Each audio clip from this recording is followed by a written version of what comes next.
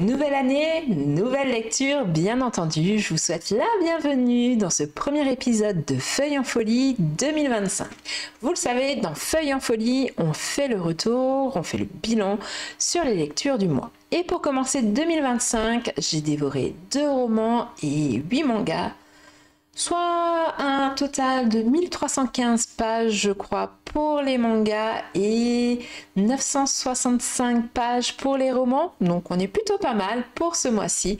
Alors, il y a eu des coups de cœur, il y a eu des moins coups de cœur, on va dire, mais il y a aussi eu des surprises auquel je m'attendais pas. Donc si tu cherches juste des recommandations ou que tu veux juste voir s'il y a eu si on a eu des lectures en commun, reste bien jusqu'à la fin et comme toujours, dis-moi en commentaire quelle a été ta meilleure lecture du mois. J'ai hâte de voir ça. Alors, installez-vous, prenez votre chocolat chaud, votre café ou un petit thé, un petit bout de chocolat et on s'installe pour voir ce qui a été lu ce mois-ci.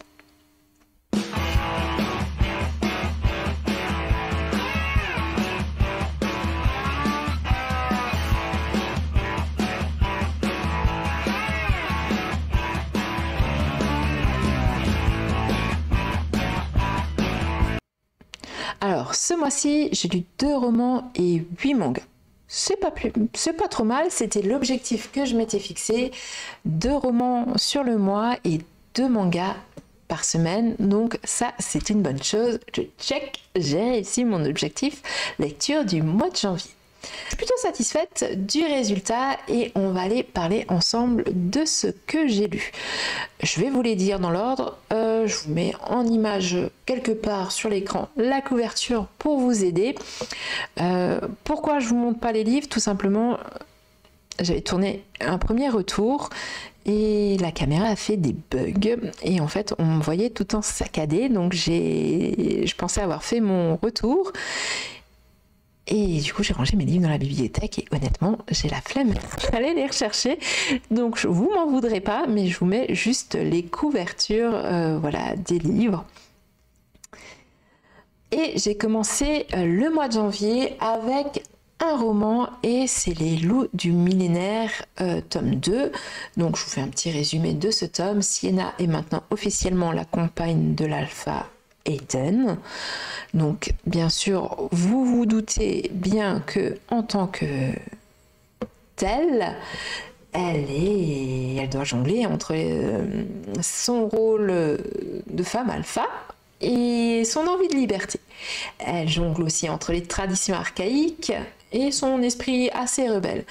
Et en parallèle, il y a de nouveaux personnages assez mystérieux, notamment une louve oméga qui vient perturber la meute et où les tensions montent et où notre chère Sienna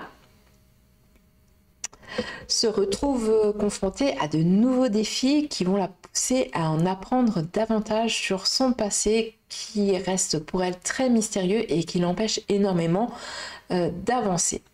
Alors, ce tome se laisse lire comme le tome 1, sans trop de grandes attentes, il se laisse lire très facilement. On est sur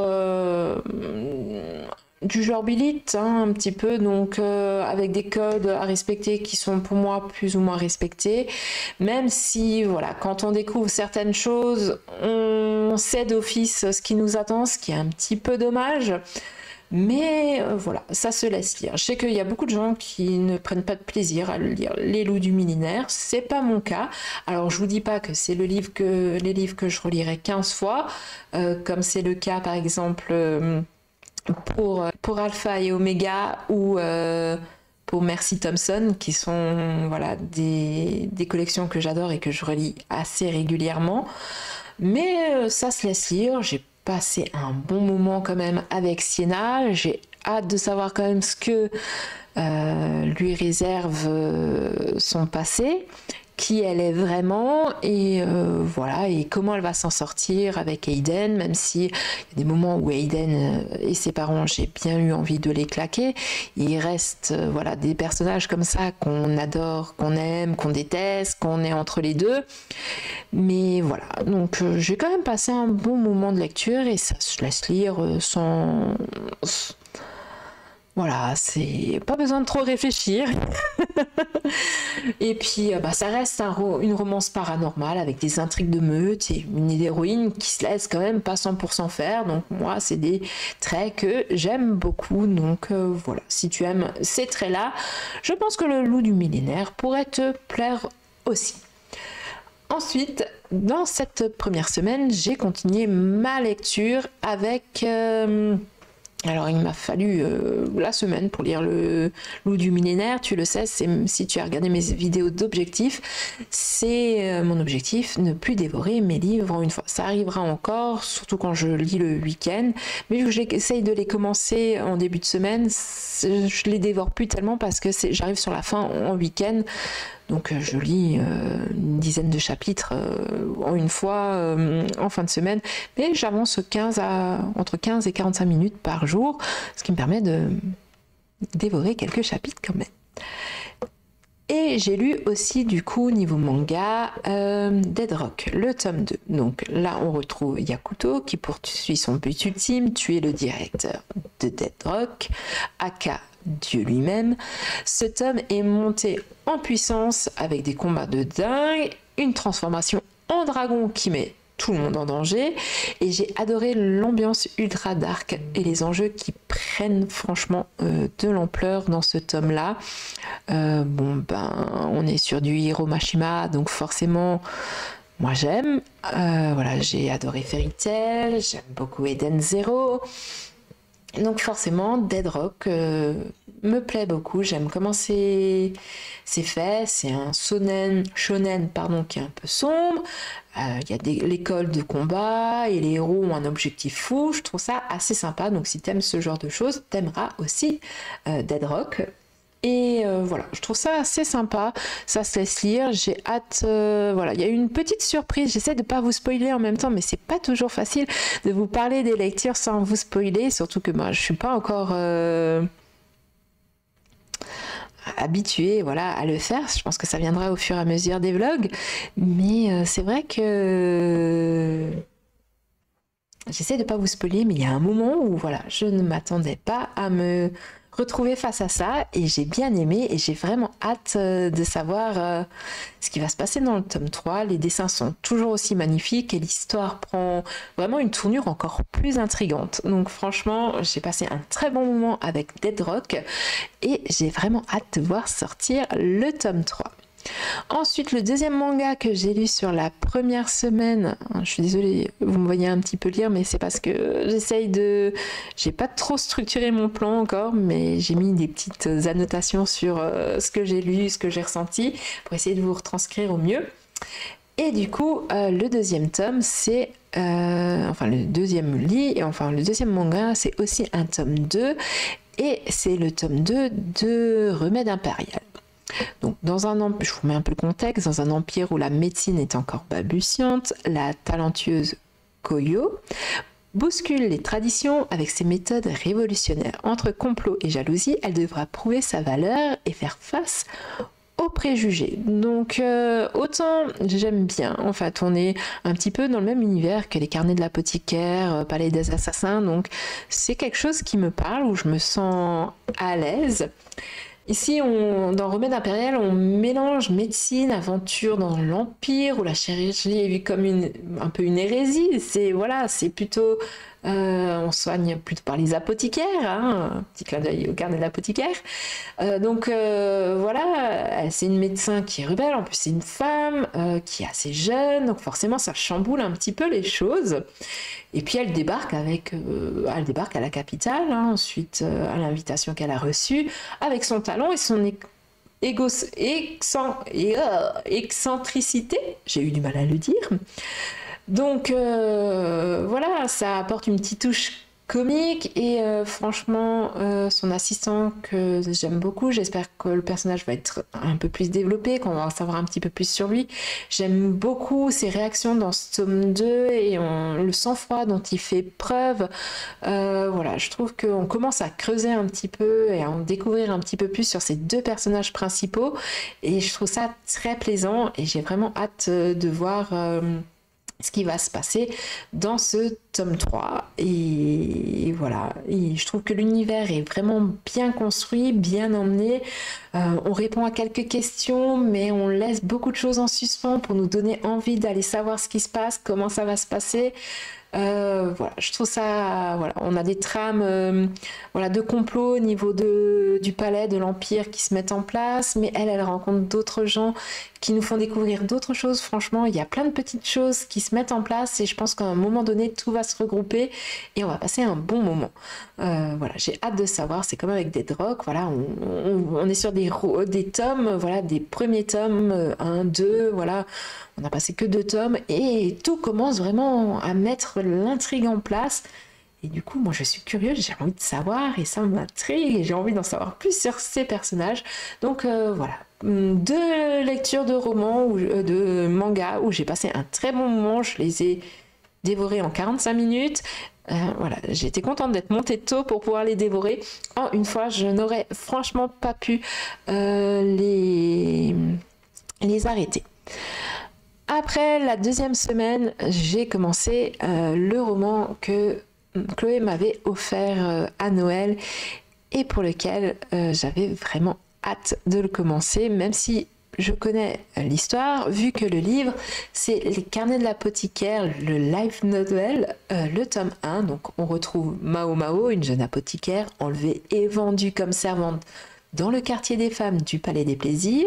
Elle tente de rester discrète jusqu'à ce que sa passion pour son art, qui est bien sûr l'apothicaire, la pousse à résoudre des énigmes médicales. Entre intrigues de cour, poisons mystérieux, elle attire l'attention du puissant, mais surtout très mystérieux, Jinchi.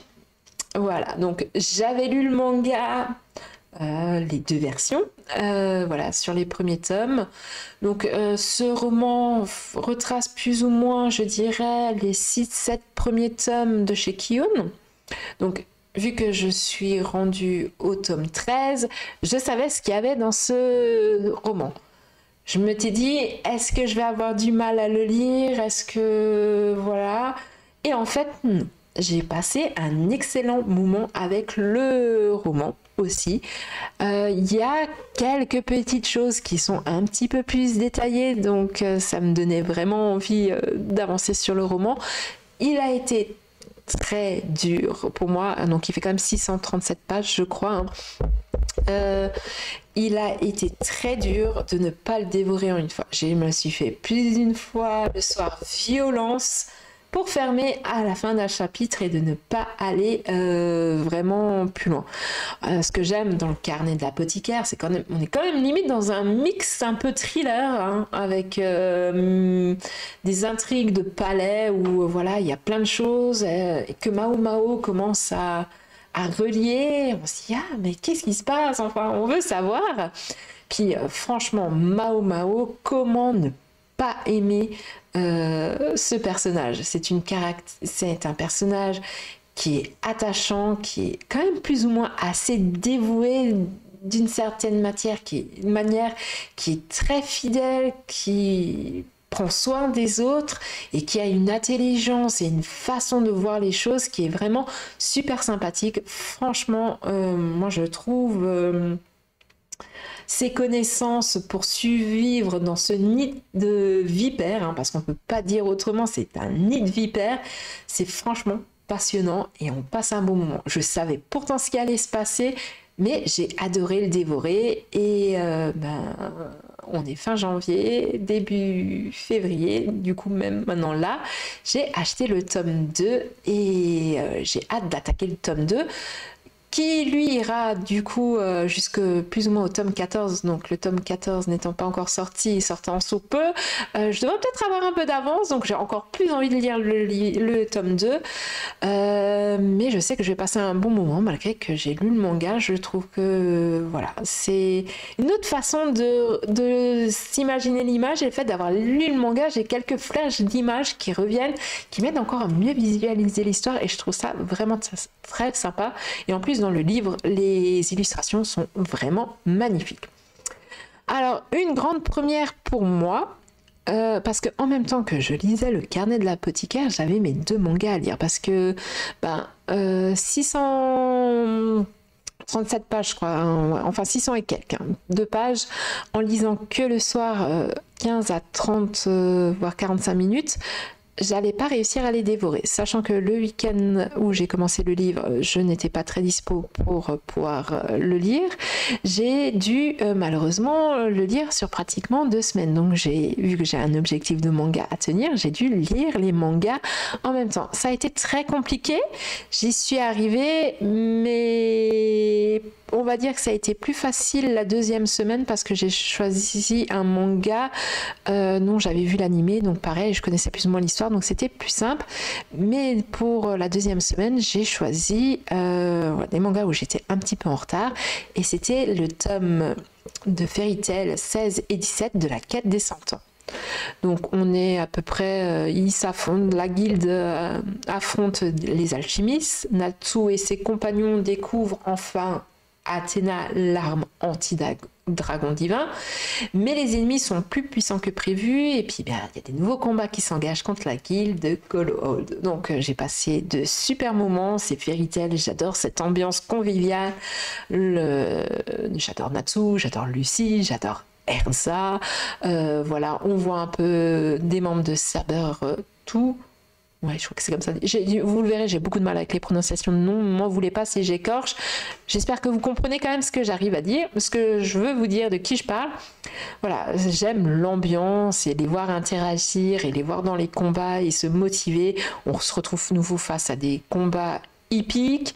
C'était vraiment très sympa. J'ai dévoré ces 2 mangas malgré que Mao Mao m'appelait. J'ai réussi, mais parce que c'était Fairy Tail, donc forcément, c'est limite Fairy Tail, je lisais des mangas plus jeunes. J'ai toujours regardé beaucoup d'animés, mais lire en manga, j'ai lu jeune et j'ai fait une grande pause pendant un moment et j'ai repris la lecture avec Fairy Tail en fait. Donc voilà, j'ai un attachement un peu particulier à Fairy Tail.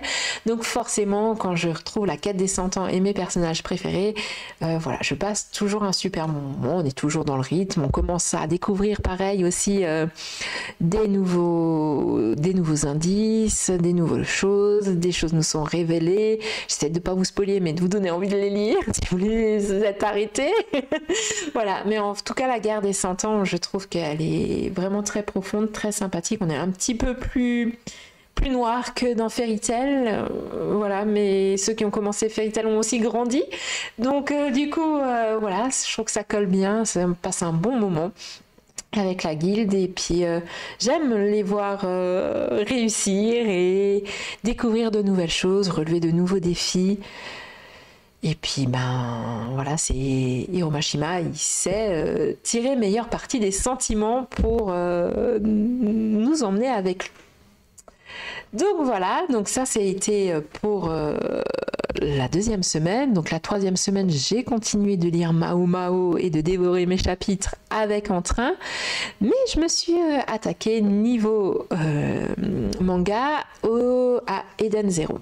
Alors Eden Zero fait partie aussi de mes objectifs. C'est des mangas que j'ai achetés mais que je n'avais pas lus, ou que j'avais commencé à lire et que je m'étais arrêtée de lire parce que j'avais regardé l'animé, et je me suis refait en fait la saison 1 et 2 sur Netflix de Eden Zero, et la saison 2 s'arrête un petit peu sur un cliffhanger, et je me suis dit purée, j'ai quand même une bonne partie des mangas à la maison, je vais aller voir ce qui se passe. Mais je me suis dit, tu as comme objectif de relire toute ta mangatech et d'avancer, de faire sortir certains mangas qui n'étaient pas sortis.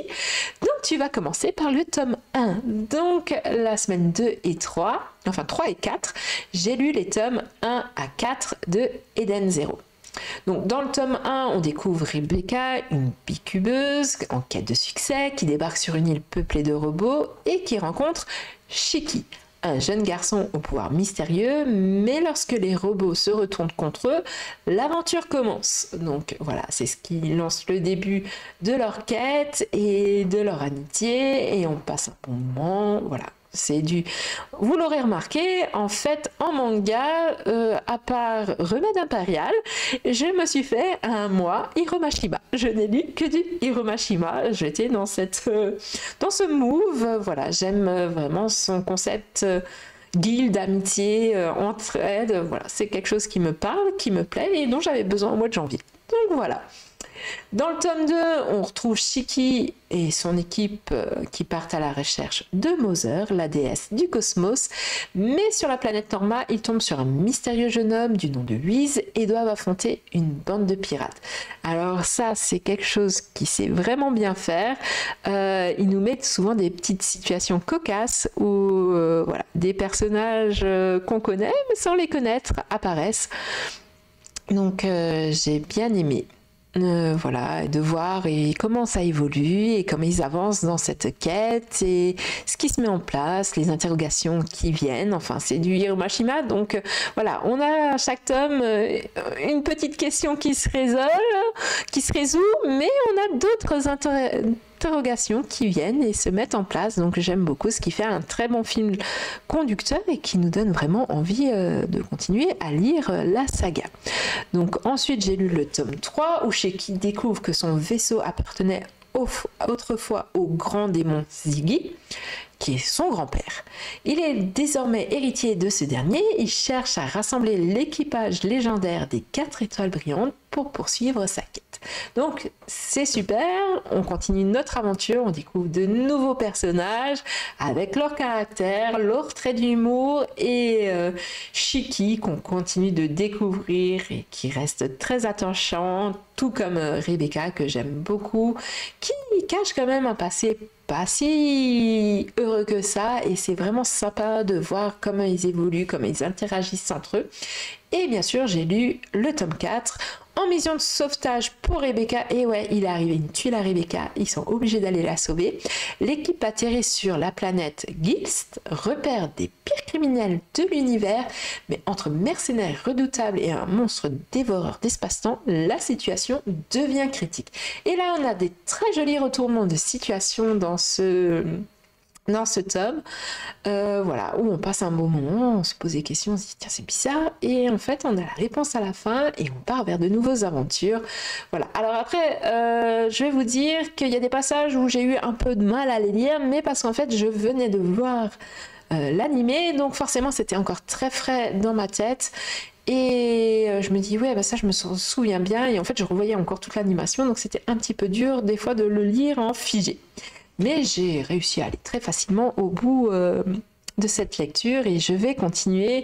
Alors, je pense pas tout de suite au mois de février début parce que tout simplement le 6 février sort le nouveau carnet de l'apothicaire, le nouveau MHA, le tome 4 de...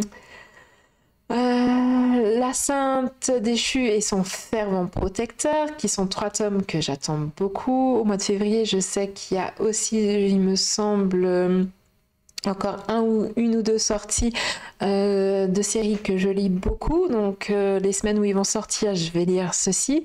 Mais je vais continuer mon aventure Eden Zero et je vais continuer à les lire. Donc voilà, alors je vais essayer aussi, donc ce mois-ci j'ai fait un retour différent. Je pense que le mois prochain je vais essayer de vous faire un retour semaine par semaine pour vous donner un petit côté un peu plus vlog et avec un peu plus d'images. Dites-moi en commentaire, voilà, si vous préférez que du fast cam comme ça ou si, voilà, si plus vlog vous tente mieux. On va parler peut-être un peu coup de cœur et recommandations. Hein. Alors mon coup de cœur du mois, malgré que j'adore Fairy Tail, j'ai adoré les mangas, ça reste le roman Les Carnets de l'apothicaire.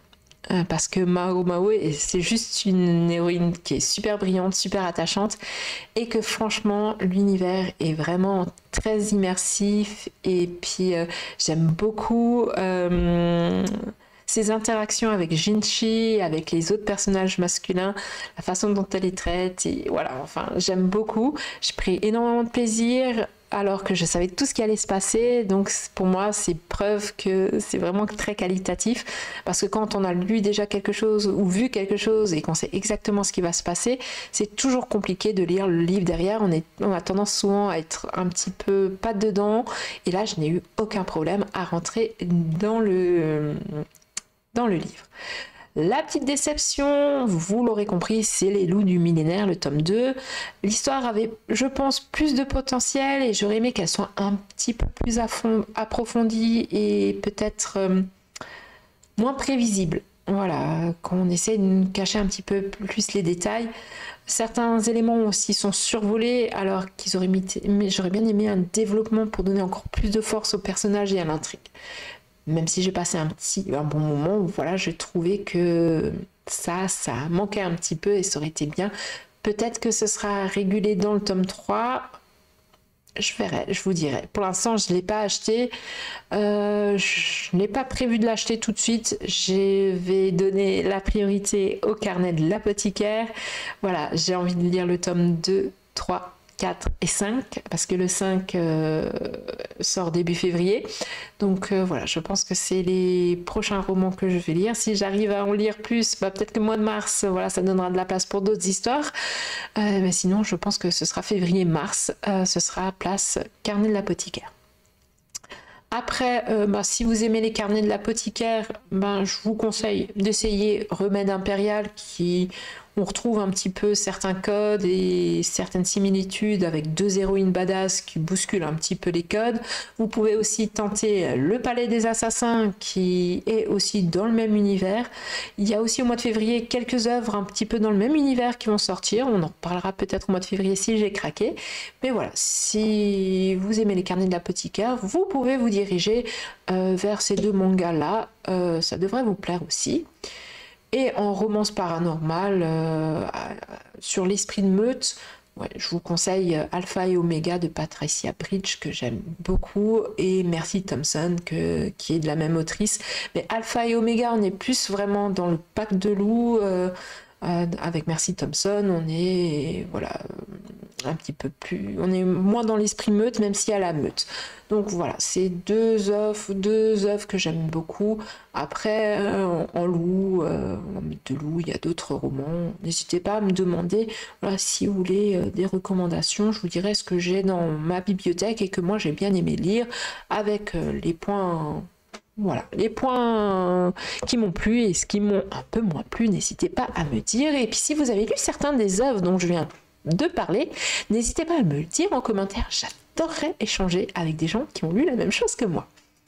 Donc voilà pour mes lectures du janvier. J'ai atteint mon objectif de 2 romans et de mangas par semaine. Et franchement, je suis contente de mon mois et de moi.